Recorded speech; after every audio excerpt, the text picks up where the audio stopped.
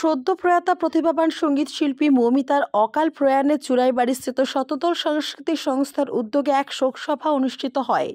শতদল সাংস্কৃতিক সংস্থা কর্তৃপক্ষ আয়োজিত এই শোকসভা সপ্তসুর সঙ্গীত মহাবিদ্যালয়ের পরিচালনায় চুরাইবাড়ি দ্বাদশমান বিদ্যালয়ে অনুষ্ঠিত হয়। রবিবার দুপুর 12 ঘটিকায় অনুষ্ঠিত এই শোকসভার শুরুতেই তার প্রতিকৃতিতে পুষ্পার্ঘ্য অর্পণ করা হয়। এদিকে এই শোকসভায় উপস্থিত ছিলেন কদমতলা সঙ্গীত মহাবিদ্যালয়ের অধ্যক্ষ বিজন আচার্য, শতদল সাংস্কৃতিক সংস্থার সভাপতি প্রদীপ চক্রবর্তী ও চুরাইবাড়ি সপ্তসুর সঙ্গীত মহাবিদ্যালয়ের অধ্যক্ষা বাসন্তী দেব প্রমুখরা উপস্থিত ছিলেন।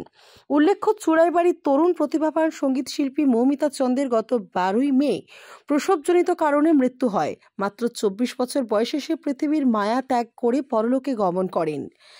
এদিকে সে সপ্তশত সঙ্গীত মহাবিদ্যালয় থেকে তার গানের যাত্রা শুরু হয়। পরবর্তী সময়ে সে কদমতলা সঙ্গীত মহাবিদ্যালয় থেকে ক্লাসিক্যালে প্রথম বিভাগে বিশারদ পাশ করে।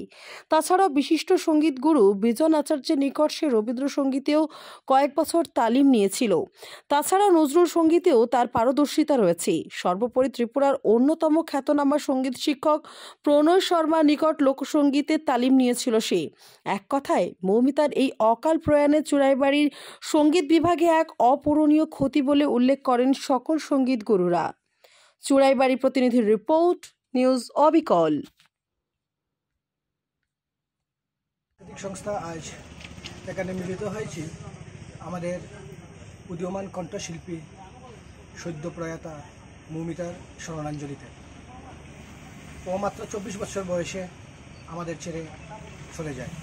ও সঙ্গীত জগতে এই অল্প বয়সে যথেষ্ট সুনাম অর্জন করেছিল। আমাদের সংস্থার যথেষ্ট সুনাম কুড়িয়েছিল ওর কণ্ঠের মাধ্যমে। কিন্তু তাকে হারিয়ে ফেলেছি গত 12ই মে। সে আমাদের ছেড়ে চলে যায় চিরদিনের জন্য না ফেরার দেশে।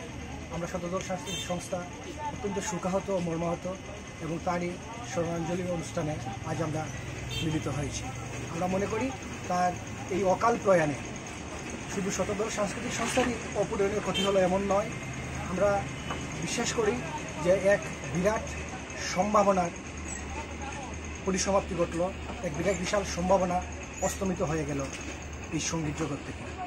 আমার বলার ভাষা নেই, তবুও এতটুকু বলবো যে ওর পরিবার, অসুখ সন্তপ্ত পরিবার যেন এই সুখ কাটিয়ে উঠার শক্তি লাভ করে।